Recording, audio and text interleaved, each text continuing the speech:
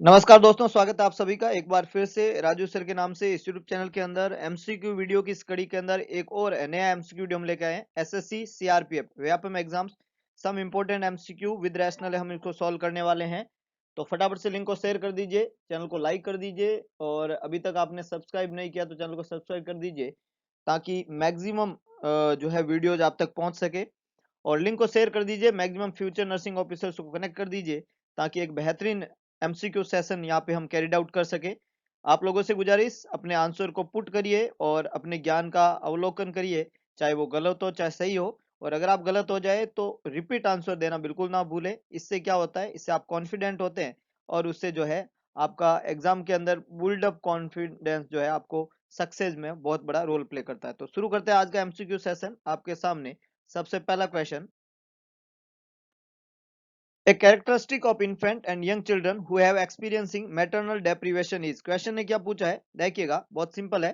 Characteristic पूछा है infant और यंग चिल्ड्रन का, और जो कि क्या एक्सपीरियंसिंग कर रहे हैं, मैटरनल डेप्रीवेशन। मैटरनल डेप्रीवेशन मतलब मदर की डेफिशिएंसी को जो है एक्सपीरियंस कर रहे हैं। और इन्फेंट और यंग चिल्ड्रन का यहाँ पे दिया गया है, तो उसका क्या कैरेक्टरिस्टिक फीचर रहेगा। कोई भी इन्फेंट और यंग चिल्ड्रन जिसको अगर मदर का जो केयर है या मैटरनल जो न्यूट्रिशन है, लैक्टेशन लैक्टेटिंग होता है इन्फेंट लाइफ में बच्चा, तो वो अगर ना मिले तो क्या प्रॉब्लम उसमें हो सकती है। फर्स्ट ऑप्शन दिया हुआ है tendency towards the over eating, second one है proneness to illness, third one है रेस्पॉन्सिवनेस टू स्टिमुलाई और फोर्थ वन है एक्सट्रीम एक्टिविटी। तो यहाँ पे आप देख सकते हो कि तीन ऑप्शन एक जैसे दिखते हैं और एक थोड़ा अलग टाइप का ऑप्शन है। जैसे नॉर्मली हम सोचे तो अगर इन्फेंट और यंग चिल्ड्रन है और मैटरनल डेप्रीवेशन है तो उसको न्यूट्रिएंट सफिशिएंट नहीं मिलेगी, तो बच्चा जो होता है वो माल नरिश रह जाएगा, मेरास्मस क्वासियोरको टाइप का रह जाएगा, लिथार्जिक रहेगा, एक्टिविटी उसकी कम रहेगी, डिहाइड्रेटेड हो सकता है, मतलब इस तरह की बीमारियों के प्रति वो प्रोन होता है। तो एक्सट्रीम एक्टिविटी होने की कोई संभावना नहीं है। स्टिमुलाई के प्रति बहुत अच्छा रेस्पॉन्ड देगा, ये भी पॉसिबल नहीं है। और ओवर ईटिंग का तो कोई चांस ही नहीं बनता है। तो ए, सी और डी तो बिल्कुल खोटे जवाब है। तो डेफिनेटली बी यहाँ पे करेक्ट आंसर बनेगा कि the child is proneness to illness. वो इलनेस के प्रति क्या रहता है, प्रोन रहता है। उसको डिफरेंट टाइप की डिजीज होने की पूरी संभावना होती है, क्योंकि हमने पढ़ा है कि लैक्टेशन के दौरान ब्रेस्ट मिल्क से ही उसको इम्यूनोग्लोबुलिन मिलते हैं और ये इम्यूनोग्लोबुलिन उसकी मदद करते हैं ताकि वो बच्चा जो है वो इनिशियली जो है सर्वाइव कर पाए। तो करेक्ट आंसर रहेगा B, that is prone to illness.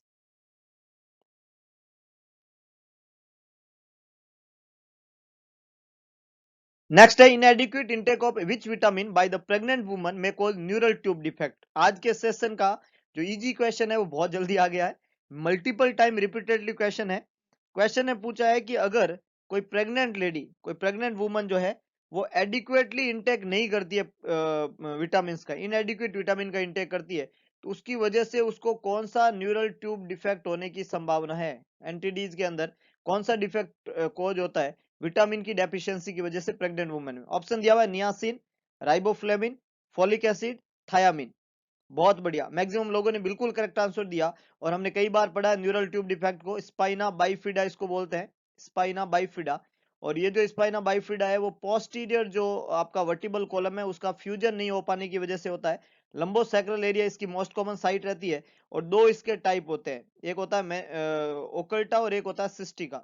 एक होता है ओकल्टा और एक होता है सिस्टिका।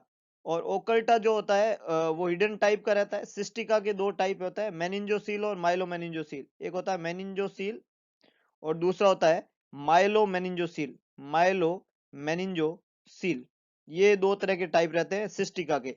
तो मेनिंजोसील जिसमें मेनिंजेज और सीएसएफ होता है, और माइलोमेनिंजोसील में meninges, CSF, spinal cord, spinal nerve सारी इन्वॉल्व होती है और जिसमें न्यूरोलॉजिकल साइन आते हैं।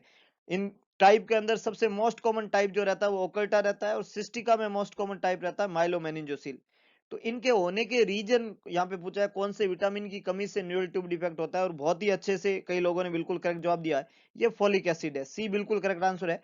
विटामिन बी 9 का नाम है फोलिक एसिड और उसकी डेफिशिएंसी से न्यूरल ट्यूब डिफेक्ट होने की संभावनाएं रहती है। इसलिए प्रेग्नेंट लेडी को फोलिक एसिड जो होता है वो प्रेगनेंसी या उसको कंसीव करने के 1 मंथ प्रायर स्टार्ट कर देना चाहिए, 1 महीना पहले, है ना, 1 month prior to conceive start कर देना चाहिए फोलिक एसिड। और whole pregnancy folic acid replacement देना चाहिए। न्यूरल ट्यूब डिफेक्ट होने की संभावनाओं को कम करता है फोलिक एसिड। क्वेश्चन है केपर्ट सुसिडेनम इज, केपर्ट सुसिडेनम क्या होता है? ऑप्शन दिया हुआ है birth marks, collection of fluid under scalp, swelling of the face of the baby, swelling will not cross the suture line. तो देखिएगा बहुत सिंपल है, सबसे अंदर की तरफ होता है ब्रेन, ब्रेन को कवर करके रखती है मेनिंजेस, मेनिंजेस की अगर हम बात करें है ना, ब्रेन को कवर करके रखती है तीन तरह की मेनिंजेस, ड्यूरा मैटर, पाया मैटर और एरेक्नोइड मैटर। उनको छोड़ दें तो सबसे ऊपर वाली जो लेयर रहती है बोनी लेयर जिसको हम बोलते हैं, और वो होती है स्कल बोन, है ना, स्कल बोन है, और स्कल बोन को कवर करके रखती है स्किन की लेयर जिसको हमने स्काल्प बोलना है। अब देखिएगा कैपर्ट सुसिडेनम क्या होता है? कैपर्ट सुसिडेनम होता है basically collection of fluid under the scalp, scalp के नीचे जब फ्लूइड का कलेक्शन हो जाता है, एक्यूमुलेशन हो जाता है, तो इसको हमने नाम देना है कैपर्ट सुसिडेनम, और ये सूचर लाइन को क्रॉस कर सकता है। तो क्वेश्चन ने यहाँ पे पूछा है कि कैपर्ट क्या है, तो ये कलेक्शन ऑफ फ्लूइड है अंडर द स्काल्प, जो कि ऑप्शन बी के अंदर लिखा हुआ है, आप देख सकते हो ऑप्शन बी में लिखा हुआ है collection of fluid under the scalp, तो यहाँ पे करेक्ट आंसर बन गया बी, है ना, कैपिटल यानी collection of fluid under the scalp. ये बर्थ मार्क्स नहीं है, ये जो है स्कल्प की जो सेल और टिश्यू है उस पे प्रेशर लगने की वजह से बनने वाला एक एडिमा है, हेड का oedema. Swelling on the face और दी बॉडी पे नहीं होता है, फेस पे ये स्वेलिंग नहीं होती है, और यहाँ लिखा हुआ है सूचर लाइन को क्रॉस नहीं कर सकता, जबकि ये सूचर लाइन को क्रॉस कर सकता है, इसलिए खोटा जवाब है, सूचर लाइन को क्रॉस नहीं कर सकता। तो ए सी और डी यहाँ पे कैपर्ट के बारे में सही बातें नहीं है, बी बिल्कुल करेक्ट आंसर है कि collection of fluid under the scalp caput succedaneum कहलाता है। दूसरा यहाँ पे होता है एक सिपेलोहेमेटोमा, सिपेलोहेमेटोमा का मतलब होता है accumulation of blood under the periosteum, है ना, पेरियोस्टियम के नीचे ब्लड का एक्यूमुलेशन होना क्या कहलाता है? सिपेलोहेमेटोमा। जन्म से प्रेजेंट नहीं होता, जन्म के बाद में बनता है, और ये सूचर लाइन को क्रॉस नहीं कर सकता, सिपेलोहेमेटोमा। जबकि caput can cross the suture line, dependent oedema होता है, पिटिंग एडिमा होता है कैपर्ट सुसिडेनम। तो यहाँ पे करेक्ट आंसर है B, that is collection of fluid under the scalp. Very good, maximum people are correct. When a patient is in a liver failure का मरीज है यहाँ पे, which of the following behavior changes is the most important assessment to report? कौन सा behaviour change आप उस liver failure के मरीज में देखेंगे जो कि एक सबसे इंपॉर्टेंट असेसमेंट है, जो कि आपको रिपोर्ट करना है ना, लीवर फेलियर के मरीज में क्या चीज हाथों हाथ रिपोर्ट करनी होती है? Shortness of breath, fatigue, lethargy और नोजिया। समझने वाली बात है, लीवर एक मेजर मेटाबॉलिक ऑर्गन है, और ये जब भी अफेक्ट होता है तो नोजिया, वोमिटिंग ये इनिशियली साइन होता है। तो ये कोई जो है असेसमेंट का हिस्सा, इंपॉर्टेंट असेसमेंट नहीं है, क्योंकि अगर किसी को लीवर का अल्टरेशन है तो पेशेंट में suffer from nausea, vomiting and anorexia, ये सिंपल से साइन है। जब मेटाबॉलिज्म ढंग से नहीं कर पाएगा लीवर, तो एनर्जी का जनरेशन नहीं होता है, और विदाउट एनर्जी जो है फैटिग और लिथार्जी इंडिविजुअल रहता है। तो ये कोई ऐसा साइन नहीं है जो मोस्ट इंपोर्टेंट असेसमेंट का हिस्सा है। हाँ, लीवर फेलियर का संबंध नॉर्मली सांस से नहीं होता है, लेकिन अगर लीवर फेलियर के मरीज को शॉर्टनेस ऑफ ब्रेथ हो जाए तो इंडिकेट करता है हिपेटिक एनकेफेलोपैथी, है ना। जब लीवर फेलियर होता है, बॉडी में अमोनिया का लेवल बढ़ता है, तो अमोनिया जाके ब्रेन को अफेक्ट करती है, और उसकी वजह से हो जाता है हिपेटिक एनकेफेलोपैथी। और हिपेटिक एनकेफेलोपैथी में जब ब्रेन अफेक्ट हो जाता है, यहाँ पे कौन अफेक्ट हो गया? ब्रेन, ब्रेन की पेनकाइमल लेयर, वो जब अफेक्ट होगी तो मरीज का रेस्पिरेटरी सेंटर डिस्टर्ब होएगा, तो मरीज को शॉर्टनेस ऑफ ब्रेथ होएगा। तो यहाँ पे करेक्ट आंसर रहेगा ए, लीवर फेलियर के मरीज में इंपॉर्टेंट बिहेवियर असेसमेंट जो रहेगा वो क्या रहेगा? Shortness of breath. Very good, बहुत अच्छे, कुछ लोग ठीक पहचान पाए लेकिन कुछ लोगों ने खोटे जवाब दिए। ए यहाँ पे करेक्ट आंसर है shortness of breath. Under integrated management of neonatal and childhood illness, IMNCI इसको बोलते हैं शॉर्ट के अंदर, integrated management of neonatal and childhood illness, IMNCI। IMNCI क्या होता है, इसमें कौन कौन सा एज ग्रुप आता है, IMNCI के क्या ऑब्जेक्टिव है, ये पूरा लेक्चर आपको प्लेलिस्ट के अंदर CHO के नाम से जो प्लेलिस्ट बनी हुई है, CHO एग्जाम के नाम से, उस प्लेलिस्ट में जाइए, IMNCI का पूरा लेक्चर आप जरूर सुने, क्या प्रोग्राम है, क्या ऑब्जेक्टिव है, कौन कौन से एज ग्रुप इसमें आते हैं, तो इस तरीके के सवाल के जवाब आप आराम से हैंडल कर पाएंगे। सवाल ने यही पूछा है इसके अंदर कौन सा एज ग्रुप आता है, ओनली न्यू बॉर्न इसमें नहीं आते हैं, 2 महीने से 5 साल के बच्चे नहीं आते हैं, और अंडर 5 इसमें नहीं आते हैं। IMNCI में जो एज ग्रुप बनाया गया है वो डेफिनेटली सी यहाँ पे करेक्ट आंसर है, मैक्सिमम लोगों ने ठीक जवाब दिया है, age up to 2 month and 2 month to 5 year old, ये दो एज ग्रुप IMNCI में आते हैं। एज जो है 2 महीने तक, और 2 महीने से लेके 5 साल तक के बच्चे जो है IMNCI में काउंट होते हैं, तो C is the correct one. IMNCI में काउंट होने वाले जो एज ग्रुप है वो है age up to 2 month and 2 month to 5 year children. बहुत अच्छे। Which of the following clinical finding indicate the patient is experiencing hypokalemia?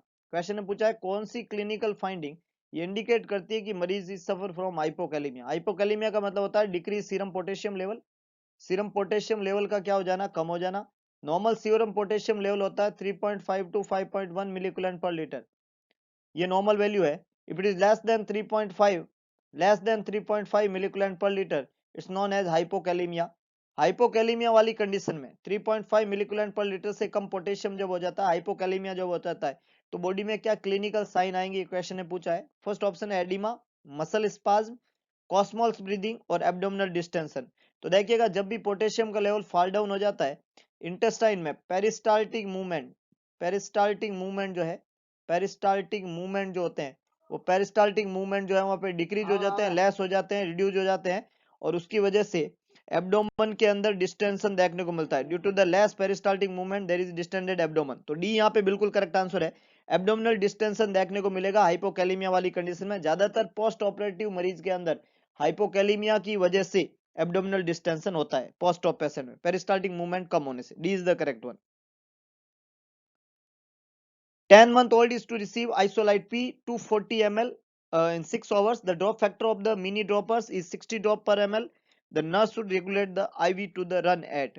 बहुत सिंपल सा क्वेश्चन है, आपको ड्रॉप्स पर मिनट निकालना है। फॉर्मूला बहुत क्लियर है, fluid in ML, fluid in ML, ML के अंदर फ्लूइड, मल्टीप्लाई कर दो उसको ड्रॉप फैक्टर से, उसको मल्टीप्लाई कर दो ड्रॉप फैक्टर से, और जो टाइम है उसको मिनट्स के अंदर लिख दो।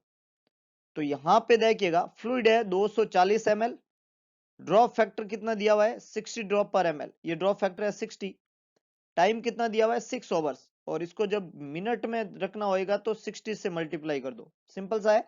फॉर्मूला था फ्लूइड इन ml, तो फ्लूइड ml में रख दिया 240 ml into drop factor, drop factor है 60, यहाँ देखिएगा लिखा हुआ है drop factor of the mini dropper is 60 drop पर ml, तो ये लग दिया हमने। अपॉन टाइम जो है वो मिनट में लिखना है, टाइम घंटे में दिया हुआ 6 घंटे, मिनट में कन्वर्ट करने के लिए 1 घंटे में 60 मिनट होते हैं, 60 से मल्टीप्लाई कर दो, तो 60 से 60 और 6 से कट कर दो 4 टाइम्स 0, तो 40 ड्रॉप्स पर मिनट, 40 ड्रॉप्स पर मिनट, ये आपका जवाब होना चाहिए, जो कि कौन से ऑप्शन में, बी ऑप्शन में, 40 ड्रॉप पर मिनट। तो बी यहाँ पे बिल्कुल करेक्ट आंसर है, 40 ड्रॉप्स पर मिनट। ड्रॉप पर मिनट यहाँ पे आपको ज्ञात करना था, 40 ड्रॉप पर मिनट यहाँ पे आंसर लगेगा। बहुत अच्छे, very good. Total volume of new born at birth, यहाँ पे पूछा है टोटल वॉल्यूम, ब्लड वॉल्यूम, यहाँ वॉल्यूम से मतलब है ब्लड वॉल्यूम। तो न्यू बॉर्न का जो ब्लड वॉल्यूम होता है, ब्लड वॉल्यूम, जब न्यू बॉर्न में हम बात करते हैं तो टर्म और प्री टर्म दो एज ग्रुप होते हैं, एक टर्म होता है और एक प्री टर्म होता है। अगर आपको टर्म बेबी का ब्लड वॉल्यूम पूछा जाए तो 80 ml पर केजी होता है, और अगर आपको प्री टर्म बेबी का ब्लड वॉल्यूम पूछा जाए तो वो 90 ml पर केजी होता है, मैक्सिमम 110 तक हो सकता है प्री टर्म में। तो यहाँ पे हमें कोई प्री टर्म या टर्म करके नहीं पूछा है, हमें तो सिर्फ न्यू बॉर्न पूछा है, तो 80 ही ऑप्शन में है, तो डेफिनेटली करेक्ट आंसर रहेगा 80 ml पर केजी, ए बिल्कुल करेक्ट आंसर है। टोटल वॉल्यूम या ब्लड वॉल्यूम जो न्यू बॉर्न बेबी का बर्थ के समय रहता है वो 80 ml पर केजी रहता है। टर्म और प्री टर्म अलग करके यहाँ पे नहीं दिया हुआ है, लेकिन हम यहाँ पे मान रहे हैं इसको टर्म, क्योंकि न्यू बॉर्न लिखा हुआ है। 80 ml यहाँ पे आंसर बनेगा, तो A is the correct one, 80 ml पर केजी। बहुत अच्छे। The enzyme released by the sperm which allow penetration of the ovum is called, जब फर्टिलाइजेशन होता है तो स्पर्म कौन सा एंजाइम रिलीज करता है, स्पर्म जो कि अलाउ करता है पेनिट्रेशन के लिए ओवम को, है ना, ओवम को जब पेनिट्रेशन करना होता है तो स्पर्म के द्वारा रिलीज होने वाला एंजाइम, हम पढ़ते हैं स्पर्म और ओवम के फ्यूजन के दौरान कैपेसिटेशन और एक्रोसोमल रिएक्शन। तो कैपेसिटेशन होने के बाद में जो एक्रोसोमल रिएक्शन होती है उसमें बेसिकली एक एंजाइम रिलीज करता है स्पर्म, और उस एंजाइम का नाम है, बहुत अच्छे कुछ लोगों ने ठीक जवाब दिया, it's hyaluronidase. It's not amylase, not trypsin, not protease. It's hyaluronidase. B is the correct one. This is the enzyme which help in the penetration of ovum by the sperm. So when the sperm is released, hyaluronidase enzyme, it penetrate the ovum. So B is the correct one. Hyaluronidase. Proteins are required for, protein किस चीज के लिए चाहिए होते हैं, protein की requirement body में क्यों होती है, वेट को रिड्यूस करने के लिए, absorption of calcium, maintenance of body tissue, synthesis of steroid hormone. Protein एक मैक्रोन्यूट्रिएंट है, there is 3 type of macronutrient, carbohydrate is the first, protein is the second, fat is the third. 3 macronutrient होते हैं, micro में vitamin and minerals होते हैं। तो इनमें जो प्रोटीन, कार्बोहाइड्रेट जो है ये मेजर एनर्जी वाला विटामिन है। प्रोटीन जो होता है वो बॉडी के टिश्यू और सेल का सिंथेसिस, फॉर्मेशन और मेंटेनेंस के लिए जिम्मेदार है। तो डेफिनेटली यहाँ पे करेक्ट आंसर क्या रहेगा? सी। मैक्सिमम लोगों ने बिल्कुल करेक्ट आंसर दिया। It maintain of body tissue. Body tissue को मेंटेन करने का काम कौन करता है? प्रोटीन। ये स्टेरॉइड हार्मोन का सिंथेसिस नहीं करता है, कैल्शियम का एब्जॉर्प्शन नहीं करता और वेट को रिड्यूस नहीं करता है। इसका काम होता है बॉडी टिश्यू को क्या करना? मेंटेन करना। तो डेफिनेटली करेक्ट आंसर है C, protein help in the maintenance of body tissue. A patient's physician ordered nuclear cardiography and makes an appointment for a thallium scan. Nuclear cardiography और thallium scan का appointment. The purpose of injecting a radio isotope into the blood stream is to detect.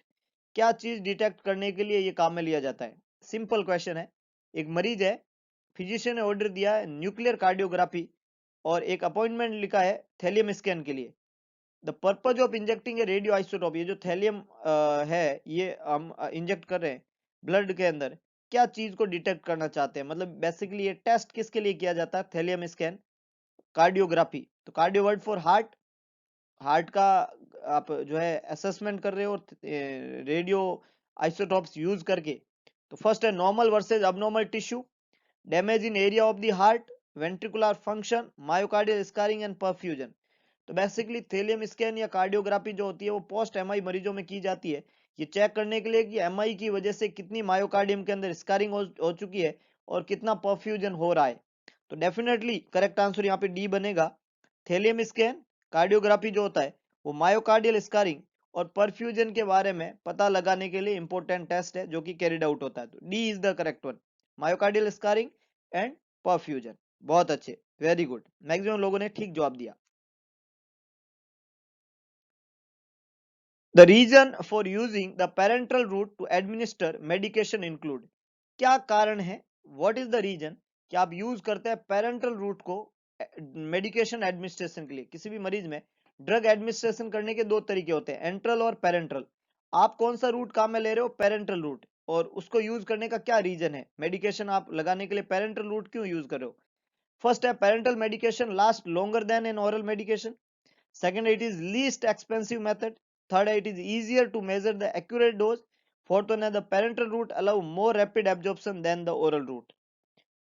Parental route क्यों काम में ले रहे हो? Medication देने का क्या कारण है? तो पहला ऑप्शन है parental medication last longer than N oral medication. ये खोटा जवाब है। पेरेंटल मेडिकेशन अंदर जाती है, तुरंत काम शुरू करती है और उसका असर जल्दी खत्म हो जाता है, जबकि ओरल मेडिकेशन का जो एक्शन है वो लॉन्गर लास्ट होता है, इसलिए पहला तो खोटा जवाब है। लीस्ट एक्सपेंसिव सेकंड ऑप्शन है, तो ये मोर एक्सपेंसिव मेथड है।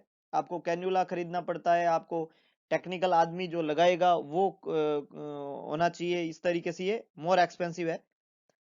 It is easier to measure an accurate dose, तो डोज को मेजर करना बहुत मुश्किल है। गोली तो फिर भी आसान है कि भाई एक गोली सुबह एक शाम ले लेना, लेकिन उसकी डोज को कैलकुलेट करना बहुत मुश्किल है ना। तो डोज को मेजर करना बहुत मुश्किल होता है, नॉट इजी। तो ए, बी और सी खोटे स्टेटमेंट है। डी बिल्कुल करेक्ट आंसर है कि पेरेंटल रूट अलाउ करता है more rapid absorption than oral route. तुरंत काम कराना है तो पेरेंटल रूट, उल्टी तुरंत रोकनी है तो इंजेक्शन, और गोली से धीरे धीरे रुकेगी, ये बात है। तो डी यहाँ पे करेक्ट आंसर है। ये हाथों हाथ एक्शन देती है और हाथों हाथ इफेक्ट दिखाती है, हाथों हाथ काम करती है। तो D is the correct one, parenteral route. बहुत अच्छे, very good. A skin infection that can be sequel of a staphylococcal infection is। कौन सा स्किन का इंफेक्शन जो है वो स्टेफाइलोकोकल इंफेक्शन का सीक्वल है? हर्पिस सिंप्लेक्स, तो ये हर्पिस जोस्टर वायरस की वजह से होता है। स्टेफाइलोकोकल बैक्टीरिया है, ये एक बैक्टीरिया है, जबकि हर्पिस जो बीमारी है वो किससे होती है? वायरस से होती है, तो ये तो नहीं हो सकता। इसके बीच सार्कोप्टीज, इसके बीच इसका पॉजिटिव ऑर्गन में सार्कोप्टीज, सार्कोप्टीज इसके भी ये पॉजिटिव ऑर्गन है, इसके भी इसका है ना। ये एक पैरासाइट इन्फेस्टेशन है, पैरासाइट इन्फेस्टेशन है। और स्किन के ऊपर जो इसके बीज है उसके अंदर बुरोज लाइन फॉर्मेशन हो जाते हैं, हाईली कंटाजियस डिजीज है। इंटरट्रीगो जो है वो खांच वाले एरिया के अंदर फंगल इन्फेक्शन होना होता है। क्या होता है? फंगल। ये बैक्टीरियल इन्फेक्शन है ही नहीं, ये फंगल इन्फेक्शन होता है बॉडी के ग्रूव वाले एरिया के अंदर इन्फेक्शन। तो डेफिनेटली ए, बी और सी यहाँ पे खोटे जवाब है। स्टेफाइलोकोकल इन्फेक्शन इम्पेटिगो जो है उसका सीक्वल है। Impetigo group A beta haemolytic staphylococcal infection, group A beta haemolytic streptococcal जो इन्फेक्शन है उसकी वजह से होता है इम्पेटिगो। इसका पॉजिटिव ऑर्गेनिज्म है group A beta haemolytic staphylococcal staphylococcal. तो यहां पे करेक्ट आंसर क्या बनेगा? Impetigo, D is the correct one. Very good.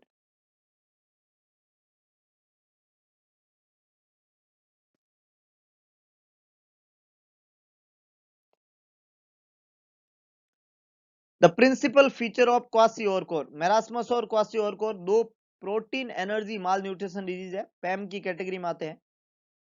सबसे प्रिंसिपल फीचर पूछा है क्वासियोरकोर का। क्वासियोरकोर और मेरास्मस दोनों में ही सीवियर मसल वास्टिंग होती है, फैट और मसल का वास्टिंग होता है, लेकिन फर्क यह है कि क्वासियोरकोर जो है इसमें प्रोटीन की डेफिशिएंसी बॉडी में ज्यादा होती है। प्रोटीन जब बहुत ज्यादा कम हो जाता है तो ऑस्मोटिक प्रेशर गड़बड़ होता है, और ऑस्मोटिक प्रेशर जब गड़बड़ होता है तो बॉडी के अंदर एडिमा हो जाता है, जबकि मेरास्मस के बच्चे में एडिमा नहीं होगा। तो एडिमा जो है वो कार्डिनल और क्लासिकल फीचर है क्वासियोरकोर का। विजिबल मसल वास्टिंग दोनों में होती है, फैट की वास्टिंग मेरास्मस और क्वासियोरकोर दोनों में होती है, और गुड एपेटाइट जो है वो मेरास्मस में होती है, क्वासियोरकोर में नहीं होती है। क्वासियोरकोर में एपेटाइट नहीं होती है। तो ये दोनों के फीचर है, और ये गुड एपेटाइट मेरास्मस का फीचर है, क्वासियोरकोर का नहीं है। इसलिए ए, बी और सी खोटे जवाब है। क्वासियोरकोर में तो मरीज जो है वो एनोरेक्सिक रहता है, लेकिन इसमें इसका सबसे क्लासिकल फीचर है कि लेग और फेस के ऊपर क्या हो जाता है? एडिमा। तो डेफिनेटली करेक्ट आंसर क्या बनेगा? D, oedema in lower leg and face, D is the correct one. Principal feature of kwashiorkor, D is the correct one. The safest method of termination of pregnancy before 12 week is, 12 week से पहले pregnancy को terminate करने का सबसे सेफेस्ट method कौन सा है? Before 12 week the safest method of termination of pregnancy. बहुत इजी क्वेश्चन है, डायरेक्ट क्वेश्चन है। 12 वीक से पहले प्रेगनेंसी को टर्मिनेट करने का सबसे सेफ मेथड कौन सा होता है? बहुत अच्छे, बहुत बढ़िया, A is the correct one, it's suction evacuation. सबसे सेफ मेथड कौन सा होता है? Suction evacuation. 12 वीक से पहले, और 12 वीक के बाद में मेडिकल टर्मिनेशन ऑफ प्रेगनेंसी जो है हार्मोनल टेबलेट से करते हैं, या डीएनसी करते हैं, डायलेटेड एंड क्वेरेट। लेकिन फर्स्ट ट्राइमेस्टर में 12 वीक से पहले सक्शन इवैक्यूएशन सबसे सेफेस्ट मेथड माना जाता है। तो A is the correct one, suction evacuation. तो ये कुछ इंपॉर्टेंट एमसीक्यू आज के इस वीडियो लेक्चर में हमने पढ़े। होप सो आपको वीडियो पसंद आया होगा। अगर आपको वीडियो पसंद आया तो वीडियो को लाइक करें, वीडियो को शेयर करें, कमेंट बॉक्स में अपना सुझाव जरूर डालें, और इसके अलावा एक काम करें, इस चैनल उस वीडियो को मैक्सिमम लोगों तक पहुंचाने की कोशिश करें, क्योंकि भगवान कृष्ण ने कहा था कि सारथी बने, स्वार्थी ना बने। तो देखते हैं आप कितना सारथी बनते हैं, कितने लोगों की मुस्कान का कारण बनते हैं। देखिएगा, हमने भगवान को कभी नहीं देखा, लेकिन जो दिक्कत में इंसान होता है उसकी अगर आप मदद कर देते हैं और वो उसके चेहरे पे अगर मुस्कान आ जाती है, तो आपने भगवान को खुश कर दिया, ये सोच लेना। तो मुस्कान का कारण बने, लोगों के लिए जिए, लोगों की हंसी और खुशी का कारण बने, यही चीज है जो आपको बहुत कुछ देगी लाइफ के अंदर। मिलते हैं दोबारा एक नई एनर्जी, नए एमसीक्यू के साथ में, कुछ इफेक्टिव एमसीक्यू जो आपको अपनी सफलता तक पहुंचाने में मदद करेंगे। तब तक के लिए जय हिंद, जय भारत, जय महाकाल।